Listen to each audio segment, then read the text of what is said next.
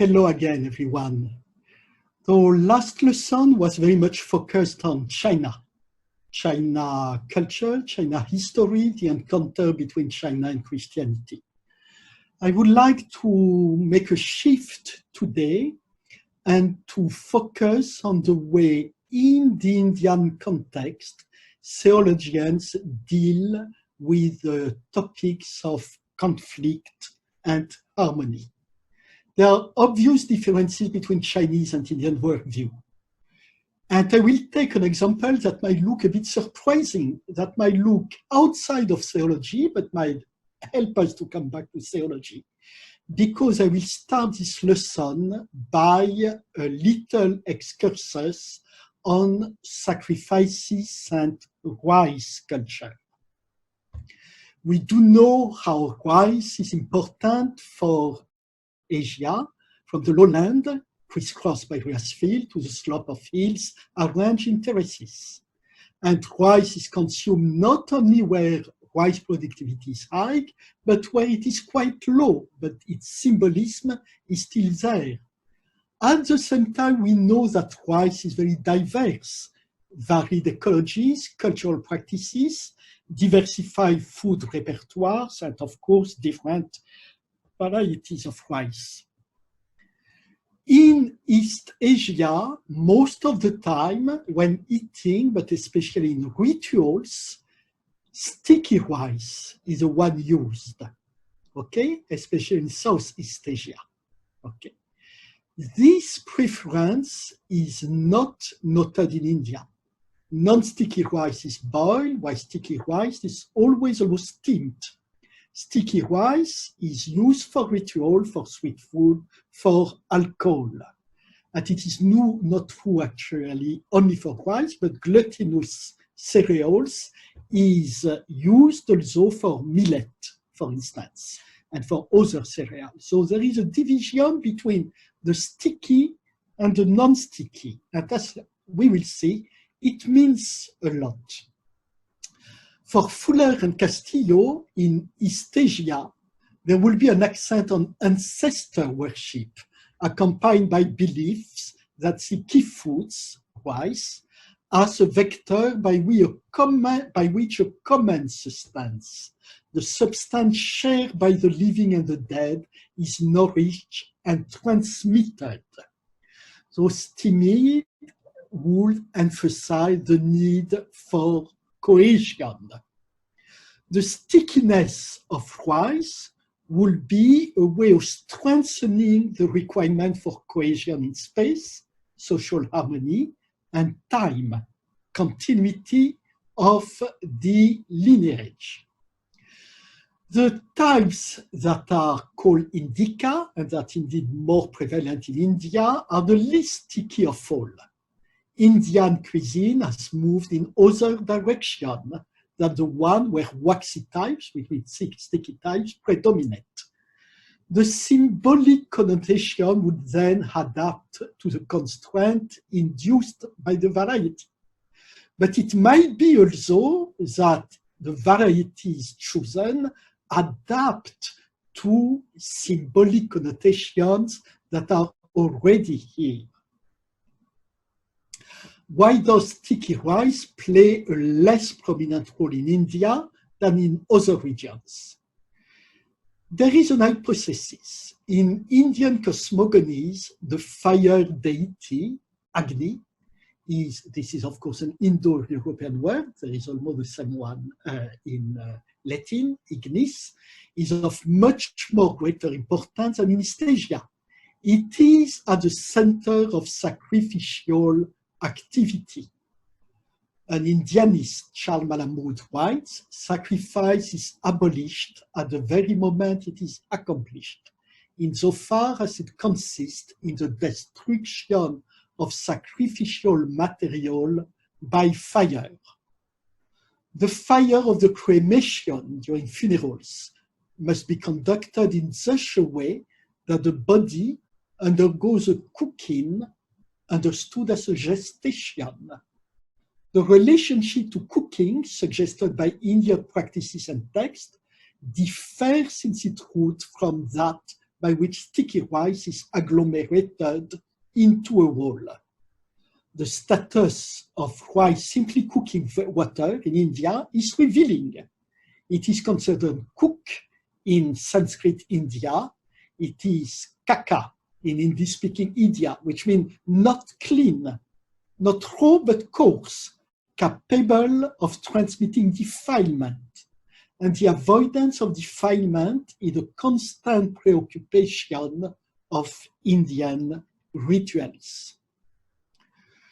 Spices, very much used in India, as everyone knows, have a relationship with igneous power, power of fire. The ancient ritual texts specify that the day of a married couple begin with the ritual purifications, continue with the cooking of rice dish, offerings are taken and are thrown into the fire. So if we cannot fully clarify regional preferences for sticky or non-sticky variety, it shows to what extent ritual representation and practice play a leading role in the selection process. So why is it important? Because we saw in East Asia this prevalence of the notion of cohesion. And cohesion, of course, is very much linked to harmony, as it is understood in the Chinese sense of the word. Why in India, the focus is on purification and sacrifice taken as a whole. To the extent that in archaeology in India, one finds individual recipients for avoiding contamination between individuals and castes, while in East Asia, of course, collective dishes are, collective plates are used preferentially. So you see how much those differences are important when you do theology. Where is the focus of the experience of the divine? Is that on cohesiveness? Is that on purity?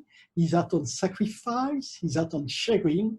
All those notions must be taken into account if we want to go from what I would call religious anthropology, the experience of the divine among the people, to theological constructions that answer, that resonate with those experiences. Though the way we eat rice and the kind of rice we prefer has indeed something to do with theology. Well, this could be continued by noting the complexity of concrete anthropological situation.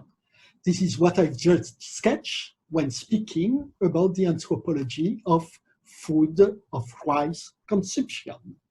Here is what says an Indian Jesuit, Michael Amalados, which I have already quoted in an article which is called From Syncretism to Harmony. Some years ago, my father died. At the time of the funeral, I had celebrated Mass in front of the house. But before the body was taken to the cemetery, a traditional ritual was performed. My sister-in-law was asked to hold a measuring vessel full of paddy. She placed it on the head, the breast, and the feet of my father. She did it 3 times. Then she was led into the home, and the paddy was emptied in a corner of the living room. An oil lamp was lit and placed over the paddy. Then the body was taken for the burial. The paddy and the lamp remained there for 3 days till the end of the period of mourning. It could have been 5 or 7 or more days. People who came late to offer their condolences to the family did so in front of the paddy with the lamp. The people who performed the ritual may not be able to explain the meaning of it, but the anthropologists with some knowledge of symbols may offer the following explanation. The paddy is food and symbolizes life. the paddy touching the body of the dead person and then taken into the home symbolically keeps back the life of the person, even if the body is taken to the cemetery. It represents the presence of the person in the house for the mourners. That kind of starting from life experience of the Indian people is shared by many Indian theologians.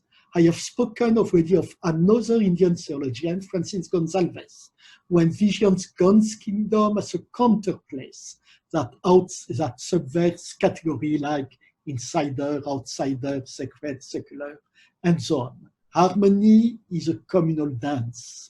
Life is reenacted in dance and is extended to a contemplation of the Trinity. What is important for us is that metaphors grounded into life experiences open up the space in which human and divine realities commune. Conceiving of harmony as a dance suggests that it is also, in some respect, a struggle. Think about the experience of dance.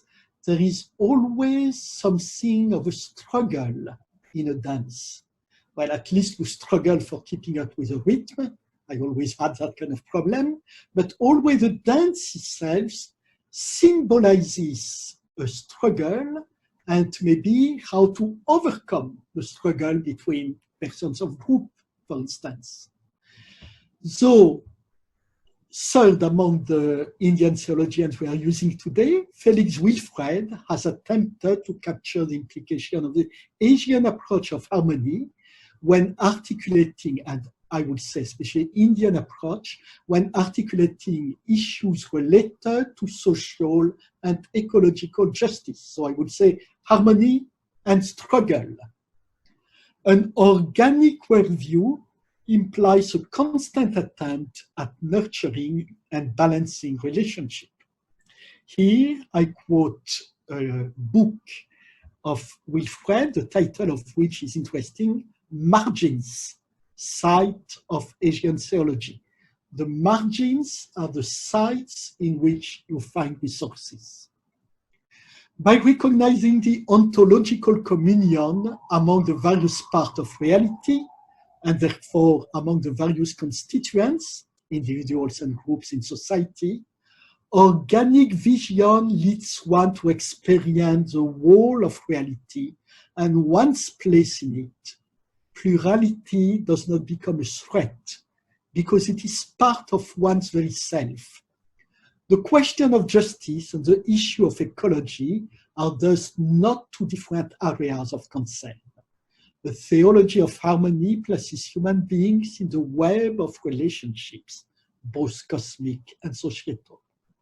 Harmony is an approach in which the human is understood and viewed from the perspective of the various bonds that bind us with the whole of creation's cosmic solidarity.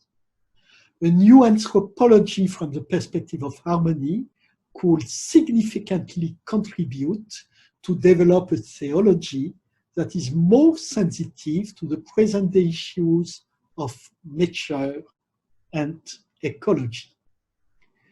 One senses a kind of tension, actually, in the paragraph I just read. Harmony is about organic solidarity. However, upholding thus vision and value requires one to engage into divisive choices and struggle. The tension is subsumed into a creative dynamic by stressing the fact that all struggles are about restoring social and cosmic solidarity, and that they are to be led in a fashion that never betrays the original vision. Felix Wilfred expresses the same conviction by reflecting on the style proper to Indian music. So we were at dance, but there is no dance without music. And this triggers a reflection on the way eternity is experienced in the blink of a moment.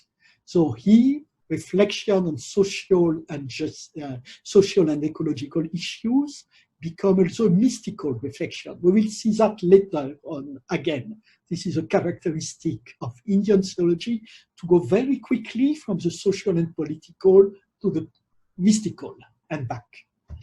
So the style of Indian music transcend the limitation proper to approaches of time and consciousness that remain merely linear. I invite you to listen to the following paragraph, not only with your head, but with your senses. In Indian music, what we have is an eternal harmonious melody, which is not divisible into past or present or future, not split into a beginning, middle, and end. It conveys the impression of a never-ending eternity, experienced as now. Because the organic vision is rooted in the realization of the interconnectedness of all reality, the experience of it is not primarily in terms of time. Rather, one seeks together in the center of one's consciousness the totality in all its diversity and richness. Therefore, many things can simultaneously become present and be experienced within human consciousness. So we see a style of doing theology here, which has, of course, harmonies, I would say, resonances with the Chinese way of doing it, but one indeed is listening to something which is closer from Indian music, maybe, than to Chinese music, even once again, if there are bridges between the two.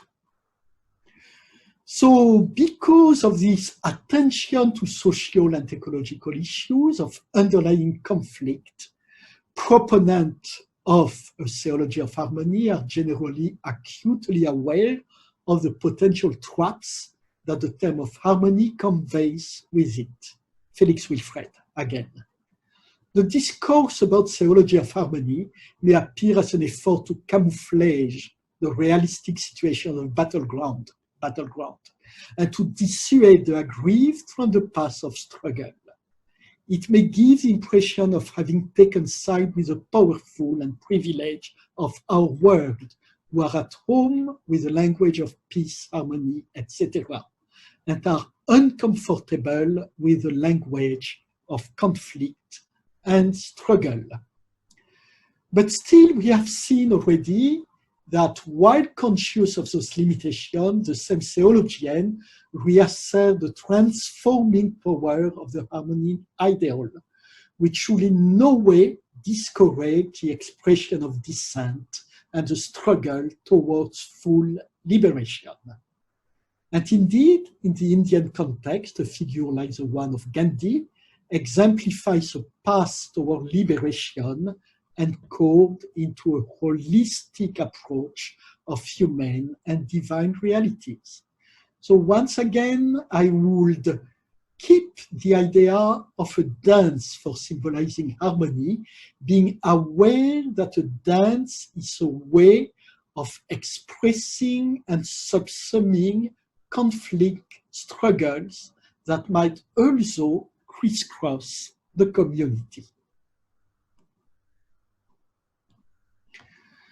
Saying it in another way, an enterprise aiming at building up a theological style extending to the space of a continent, especially as immense as Asia, is always to be led with methodological caution. And let's be critical on this point. This has not always been the case. Some of the Federation of Asian Bishop Conference papers appear to be engaging into the dubious task of what I would call harmonizing harmony, which means equating concept and value that are elaborated from within widely varying context. Indonesian Pancasila ideology, Chinese approach to Roshi, the attainment of harmony with nature and the divine in Hindu, Buddhist, or Shinto tradition. The understanding of all the above necessitates to activate conceptual distinction and also I would say to exercise political flair when it comes to the way this concept have been instrumentalized. The way to approach harmony in Islam and in primal religion, for instance, may require to exercise even more caution, and it's not always apparent in the papers of FABC. So once again, there is not one harmony. There are different harmonical styles, and keeping their diversity is also a way of enhancing a different kind of harmony, a way of not instrumentalizing harmony, as it is the case in many countries and systems. So let us speak about a kind of Indian theology that does not primarily refer to harmony and that is often very critical of the concept. They are called subaltern theology, and they are at the plural because they refer to different groups in different subaltern positions. Actually, the term is not original. It comes from an academic field that has developed first, that has been called subaltern studies, defined as a way of writing history from below. So, for instance, writing history from the way of the classes that have been subaltern, that have been instrumentalized or marginalized by the powerful, especially, of course, in the colonial context, which explains why subaltern theology are so influential in the context of India and Sri Lanka. So, for instance, there are the Indian tribal theology. In India, tribal population constitute more than 8% of the total population. They are the bottom of the Indian social structure. They were often absorbed, and though there are actually more than that, into low-caste Hindus. But it happens that about 50% of the Christians in India come from a tribal background, 30% from Northeast Asia, India, 10% from Central India, 10% from other parts of India. Of course, the tribal theologies that have developed have been influenced by Latin American liberation theology, which is much stronger in India than elsewhere in Asia. One sees little influence of liberation theology, for instance, in the Chinese or Japanese context. A little more in Korea because of the political context, struggle for democracy in the 80s and 90s, in which Korean theology has developed. So let's quote someone from that tradition. Christianity is not indigenous to Nagaland because it was not born or produced in this place. It was brought from America with an American or Western form of culture. It speaks here of Protestant Christianity. It has to be indigenized if this message is to be locally relevant to the Naga. The Christian Nagas must translate the gospel message in terms of Naga way of life and source patterns that may affect an indigenization of Christian theology. Tribal indigenous theology is a resistance theology. Resistance to affirm justice, identity, dignity, and wholeness of land and all its inhabitants. We might find that kind of message not very sophisticated, I would say, but it is very much anchored in realities where people have been terribly marginalized and indeed need to resist. Resistance is not a luxury, it is a need. And this can be done only if their tribal identity and their Christian identity is indeed blended into one. They need indeed to be able to fully assert who they are in order to continue or truly engage into a proactive struggle for life and dignity. So let's read someone. Tamzova was trying to reflect on the way tribal theology can be built up. He says vision, one could say worldview, the way of looking at the world determines our perception of theology itself. For Anselm, theology is faith-seeking understanding. For John Macquarie, it is a coherent, systematic articulation of faith experience. For Gillespie and others, it is a critical reflection on the classic Christian faith. All these have the vision of accurate knowledge of the subject called theology. Whereas a tribal Christian who's struggling for the transformation of his own society theology, who struggles for the transformation of his own society, theology means faith-seeking transformation of society, church, individual, and creation. So on the one hand, you have faith-seeking understanding, and on the other hand, maybe one shouldn't oppose the two as the author does, faith-seeking transformation. It is not just knowing, understanding, and expressing theological truth accurately, although understanding and accurate expression are certainly important. We have to move beyond that to engage ourselves in the struggle for transformation, to reflect on that action, which will be followed by articulation.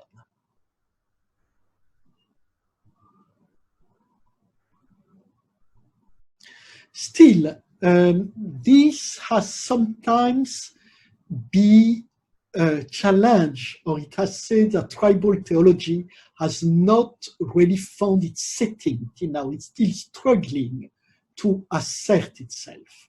Tribal theology must reclaim the centrality of this truth, the significance of creation, the image of God, in its attempt to come up with holistic theology of the people. Land and space, together with our believing that we are all created in the image of God, must be taken at the starting point of tribal indigenous theology. What does it mean? It means that tribal subaltern indigenous theology starts from an appreciation of the space in which we are living. Christian theology often puts a stress on time. Even Pope Francis says that time is more important than space. But place is not exactly space. Place means a setting where I am living, and it's not only a geographical space, it is the condensation of the historical experiences of the people who have been there before me. So what is said here is that tribal theology is theology in search of a setting, of a place, so as to be able to assert itself and to start its search both for transformation and knowledge from this appreciation of place. And actually, this importance of space, of place, compared to the one governed to time by global religion, has been stressed not only by theologians, but by anthropologists as well. And here I use a book that has been very influential in anthropology, Arvind Sharma, A Primal Perspective on the Philosophy of Religion, that says the following. It says that tribal religions, and so we might say tribal theologies are influenced by tribal religion, stress the importance of place, land, and location. You don't find that in abstract Christian theology. In popular religion, yes, not in theology. Those same religions challenge global religions by the very fact of ignoring, of sidelining some of their basic category, the nature of the absolute, evil, etc., while suggesting other focuses and dimension. For instance, liberation takes the place of evil. They stress the need to attend to the body, and they attach the utmost importance to the way of disposing of it. They are self-consciously adaptive and innovative in time of challenges, such as mass conversion of their members to a global religion. Finally, and this, it is I who add it, this doesn't come from Sharma, they are closely linked to social form who reject or precede the autonomy of the political sphere and its progressive separation from the religious. The importance they give to ancestors and shamans is closely linked to the fact that they are often societies against the state.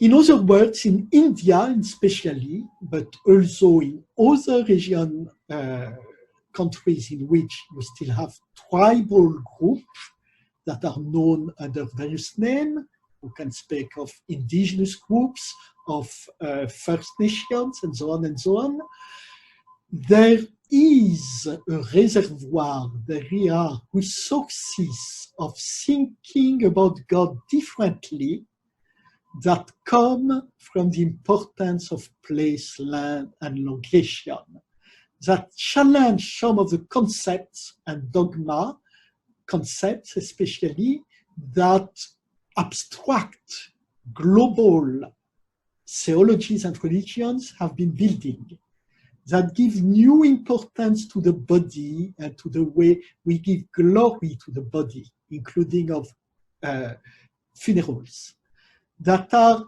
adaptive and innovative, that show that theology can be a fluid endeavor. And lastly, that take innovative political stances. Though indeed tribal theology can flourish, but there is still some time before we can really harness all the resources they offer.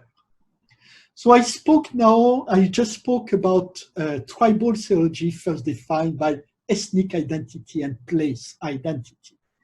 But one speaks more in India about Dalit theologian. And I said already that Dalit is the self-chosen name of caste that the dominant system considers untouchable.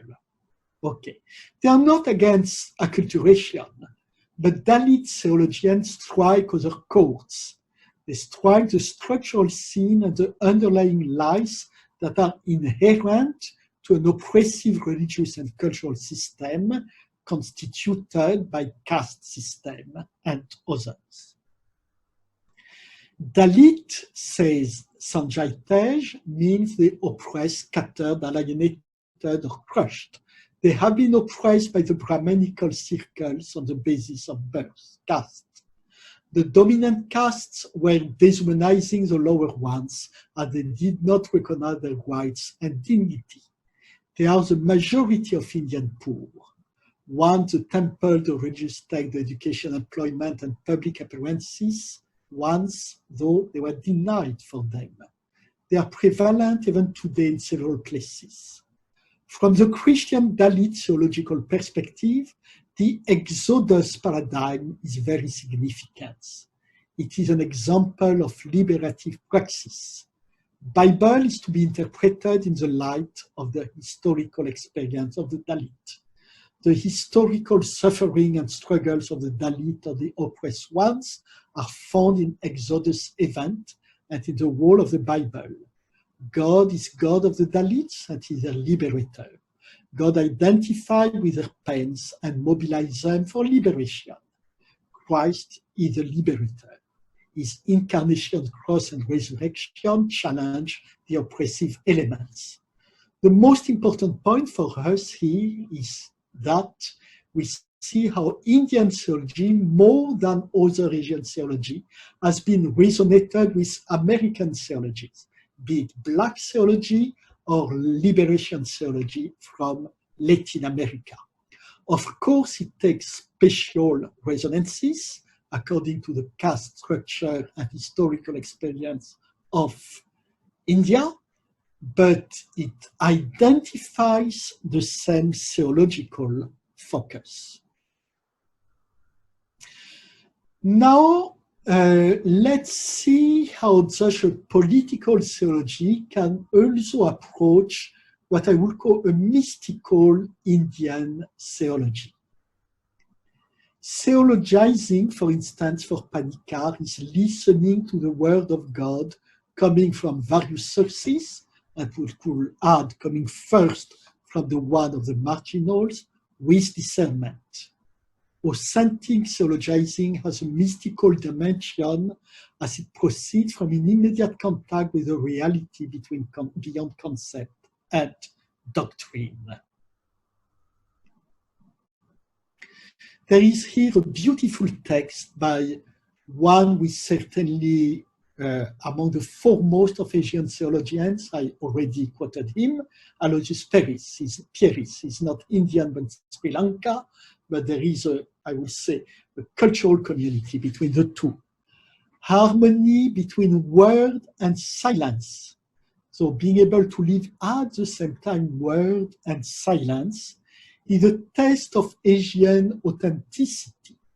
Indeed, it is a spirit, the eternal energy which makes every word spring from silence and lead to silence. Every engagement springs from renunciation. Every struggle from a profound restfulness. Every freedom from discipline. Every action from stillness. Every development from detachment. And every acquisition from non-addiction.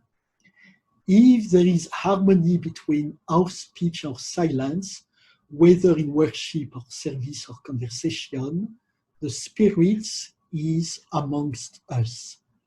This is a beautiful text, and maybe we should not leave it too quickly. First, we see that Pieris, who has been defined sometimes as a liberation theologian, is absolutely not denying the importance of the experience of struggle in the building up of an Asian theology. We do have to struggle in order to call for the coming of the kingdom of God. But while struggling, we have to enter into a profound restfulness. We have to look for freedom and liberation, but we have to live a discipline, an ascetic discipline in our practical and spiritual life. We have to act, and we have to act as we were keeping still.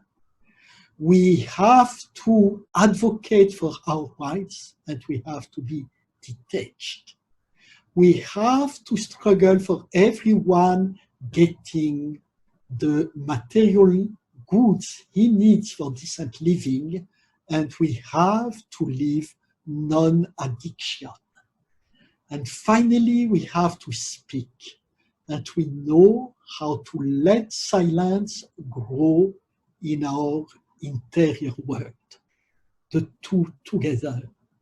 And harmony is on this balance always achieved between those pairs. If there is harmony between our speech, our silence, whether in worship, so there is a special kind of worship, not only words, but keeping silent together, or service, or conversation. So silence in dialogue too. The spirit is amongst us.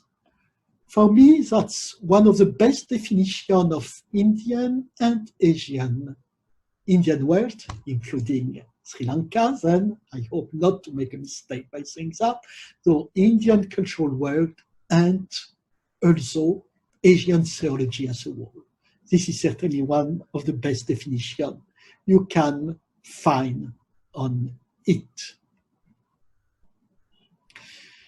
So Indian mysticism, of course, has been a resource for theologians all around the world.